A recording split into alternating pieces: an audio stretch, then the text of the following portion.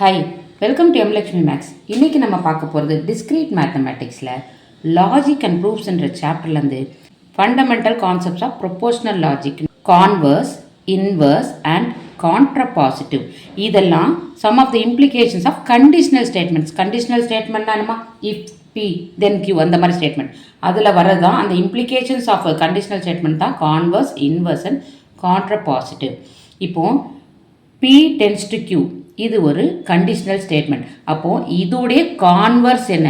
இதோடைய கான்வர்ஸ் என்னன்னா, இது ரெண்டும் இடம் மாறிடும். அதாவது இஃப் பி தென் கியூன்றது இஃப் கியூ தென் பின்னு மாறிடும். அதாவது பி டென்ஸ் டு கியூன்றது கியூ டென்ஸ் டு பின்னு மாறுச்சுன்னா அதுதான் converse of P tends to Q. புரியுதாம்மா? இடத்த மாற்றிட்டோன்னா முடிஞ்சுது. இன்வர்ஸ்ன்றது இந்த கொஸ்டினில் கொடுத்துருக்கத நெகேஷன் போட்டு எழுதணும்.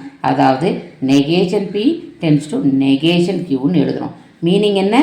If negation P then negation கியூன்னு எழுதணும். கான்ட்ராபாசிட்டிவ்ன்றது மறுபடியும் இங்கே எப்படி இந்த கொஸ்டினை கான்வர்ஸாக மாற்றணும், அதே மாதிரி தான் இதை இடம் மாற்றிட்டோன்னா if negation Q then negation P is call the contrapositive of if P then Q. புரியுதாம்மா?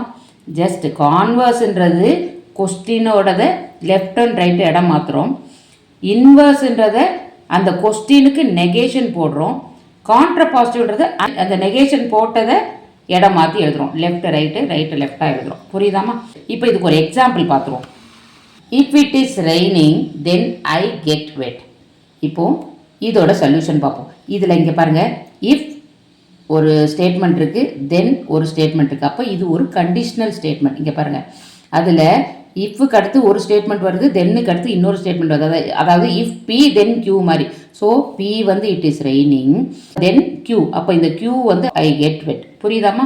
அடுத்து அப்போ என்ன மீனிங்கில் கொடுத்துருக்காங்க கொஸ்டினில்? பி டென்ஸ் டு கியூ, அதாவது இஃப் பி தென் கியூனா இதுதான் நம்ம அந்த ஸ்டேட்மெண்ட்டுக்கு meaning. If P then Q தான் இது.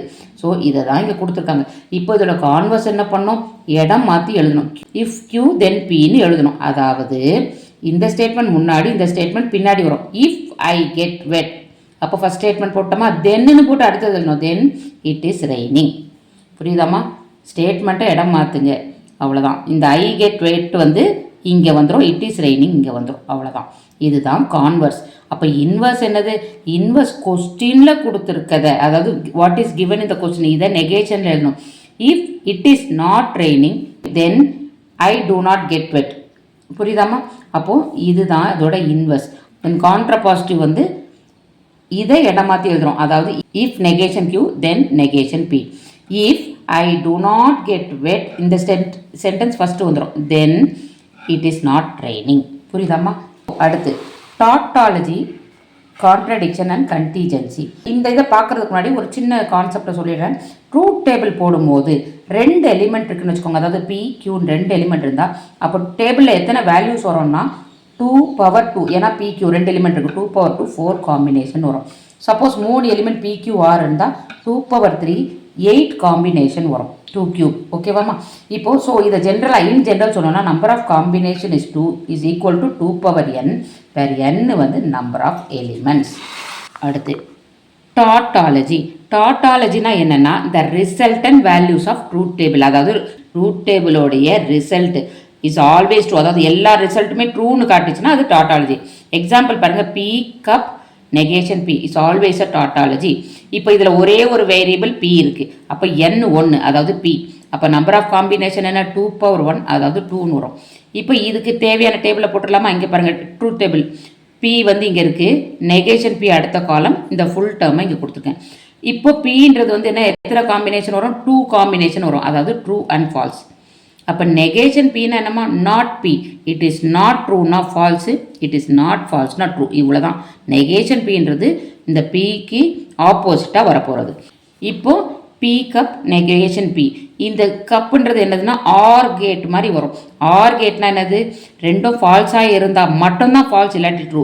இங்கே ரெண்டும் ஃபால்ஸ் இல்லை, ஸோ ரெண்டுமே ட்ரூன்னு வருது. அப்போது ரிசல்டன்ட்டோட ட்ரூத் டேபிளில் எப்படி இருக்குது? ரெண்டுமே ட்ரூன்னு இருக்கிறதுனால இட் இஸ் எ டாட்டாலஜி. அடுத்து கான்ட்ரடிக்ஷன். கான்ட்ரடிக்ஷன் என்ன? The resultant value of truth table is always false. வர ஆன்சரு இந்த ட்ரூத் டேபிளோட ஆன்சர் வந்து ஃபால்ஸ்னே வரணும். இப்போ இதுக்கு எக்ஸாம்பிள் பாருங்கள், P cap negation P is a contradiction. இப்போ இதுலேயும் ஒரே ஒரு எலிமெண்ட் பி இருக்குது. அப்போது n வந்து 1. So 2 power 1 combination, 2 power 1 combination, அதாவது 2 காம்பினேஷன் இருக்கும். இப்போ இதோட ட்ரூத் டேபிள் போடுவோம். பி நெகேஷன் பி அந்த ஹோல் கொஸ்டின் எழுதியிருக்கேன். இப்போ இதுக்கு ரெண்டே காம்பினேஷன் இருக்குது, அதாவது ட்ரூ ஃபால்ஸ். அப்போ நெகேஷன் பின்னா என்னது? ட்ரூனா not true, false. False not ஃபால்ஸ்னா ட்ரூ. இப்போ இது ரெண்டையும் கேப் பண்ண போகிறேன், அதாவது ஆண்டிகேட் ரெண்டும் ட்ரூ இருந்தால் மட்டும்தான் ட்ரூ வரும், வேறு எந்த காம்பினேஷனும் ஃபால்ஸ் தான் வரும். ஸோ ரெண்டும் ட்ரூ இங்கே இல்லை, ஸோ ஃபால்ஸ்னு வரும். இப்போ ரெண்டுமே ஃபால்ஸ்ன்னு வர்றதுனால, அதாவது ரிசல்டன் ஃபுல்லாக ஃபால்ஸ்ன்னு வர்றதுனால இது ஒரு கான்ட்ரடிக்ஷன். அடுத்து தேர்ட் டைப் பாருங்கள், கண்டிஜென்சி. கண்டிஜென்சினா என்னென்னா, resultant value of truth table is a combination of true and false. ட்ரூவும் இருக்கும் ஃபால்ஸும் இருக்கும் இதில் ரிசல்டன்ட்டில். இதுக்கு எக்ஸாம்பிள் பாருங்கள். If P then Q cap P cup Q is a contingency. இதோட டேபிள் போட்டு பார்ப்போமா? இதில் எத்தனை எலிமெண்ட் பாருங்கள்? பி கியூ ரெண்டு எலிமெண்ட் இருக்குது. அப்போ ரெண்டு எலிமெண்ட் இருக்குன்னா number of combination 2 power n, அதாவது 2 ஸ்கொயர் 4 காம்பினேஷன் வரும். ஸோ இப்போது இதுக்கு டேபிள் போடுறோம். இங்கே பாருங்கள், பி இருக்குது, கியூ இருக்குது. முதல் எலிமெண்ட்ஸ் எழுதிட்டோமா? அடுத்து பி டென்ஸ் டு கியூ, அடுத்து பி கப் கியூ, அதுக்கப்புறம் மொத்தமாக இது ரெண்டே கிளப் பண்ணி இங்கே போட்டுடலாம். இதுக்கு 4 காம்பினேஷன் வருதுன்னு சொல்லியிருக்கேன். ஸோ அது ரெண்டாக பிரித்தா 2. அப்போ 2 ட்ரூ 2 ஃபால்ஸ். இப்படி தான் பியை மேட்ச் பண்ணும். கியூ எப்படி மேட்ச் பண்ணோம்? பியோட பாதி. இதில் 2 ட்ரூ 2 ஃபால்ஸாக இங்கே 1 ட்ரூ 1 ஃபால்ஸ், 1 ட்ரூ 1 ஃபால்ஸ்னு வரும். First one P tends to Q, அதாவது இஃப் பி தென் கியூ. இதுக்கு ஆன்சர் என்ன? டஃப் வந்தால் ஃபால்ஸ், அதாவது டி எஃப் வந்தால் ஃபால்ஸ், எஃப். மற்ற எல்லா காம்பினேஷனுக்கும் டி தான் வரும். புரியுதாம்மா? டி எஃப் வந்தால் எஃப், டஃப் வந்தால் ஃபால்ஸ், மீது எல்லாத்துக்கும் ட்ரூ. அடுத்து பி கப் கியூ. இந்த கப்புனா என்னம்மா நான் சொல்லியிருக்கேன்? ரெண்டும் ஃபால்ஸ் வந்தால் மட்டும்தான் எஃப், மீதி எல்லாம் ட்ரூ. இங்கே மட்டும்தான் 2 ஃபால்ஸ், இதுக்கு மட்டும் எஃப், மீதி எல்லா காம்பினேஷனுக்கும் ட்ரூ வந்துடும். இப்போ இந்த ரெண்டையும், அதாவது பி டென்ஸ் டு கியூவையும் பி கப் கியூவையும் நம்ம வந்து கேப் போட போகிறோம். இதை ரெண்டையும் கேப் போடணும்னா எனக்கு ரெண்டும் ட்ரூவாக இருந்தால் மட்டும்தான் ட்ரூ வரும் கேப்பில், மீதி எல்லாத்துக்கும் ஃபால்ஸ் வரும். இங்கே பாருங்கள், ரெண்டும் ட்ரூ, இது ஃபால்ஸ் ஆகிடும். இது 2 ட்ரூ, இது ஃபால்ஸ் ஆகிடும். அப்போது இந்த ரிசல்டன்ட் ட்ரூத் டேபிளில் பார்த்தீங்கன்னா இதில் ட்ரூவும் இருக்குது ஃபால்ஸும் இருக்குது, அதாவது combination of true and false இருக்கிறதுனால இது பேர் கண்டிஜென்சி. புரியுதாமா? Logical equivalence. இதோட சிம்பிள் இங்கே கொடுத்துருக்கேன் பாருங்கள். இந்த சிம்பிளும் போடலாம், இல்லை இதுவும் போடலாம். Let P and Q be 2 statement formula. 2 statement formula இருக்குது பி அண்ட் கியூ. எப்போ இந்த பி வந்து லாஜிக்கலி ஈக்குவலன்ட் டு கியூன்னு சொல்லுவோம்னா, if P and Q have the same set of truth value, அதாவது ட்ரூத் டேபிளில் இதோட வேல்யூஸ், பியோட வேல்யூஸும் கியூவோட வேல்யூஸும் ஒன்றா இருந்ததுனா தான் அப்போது அதை வந்து லாஜிக்கலி ஈக்குவலன்ட் சொல்லுவோம். புரியுதாமா? இப்போ for example P tends to Q, அதாவது if P then Q is logically equivalent to negation P cup Q. இது பின்னாடி ஒரு ஃபார்முலாலே வரும், ஸோ இதை தெரிஞ்சு வச்சுக்கோங்க. if P then Qனா அதோட மீனிங் வந்து negation P cup Q. P tends to Q is logically equivalent to negation P cup Q. அதை தான் இங்கே இந்த லாஜிக்கலி ஈக்குவலன்ட் சிம்பிள் போட்டு எழுதியிருக்கேன். இப்போ இதோட ட்ரூத் டேபிள் பாருங்கள், ப்ரூஃப். இப்போது இங்கே கொஸ்டினில் பார்த்தீங்கன்னா பியும் இருக்குது கியூவும் இருக்குது, அதாவது நம்மக்கிட்ட 2 எலிமெண்ட் இருக்குது. 2 எலிமெண்ட் இருக்குன்னா 2 பவர் 2 காம்பினேஷன் 4 வரும்.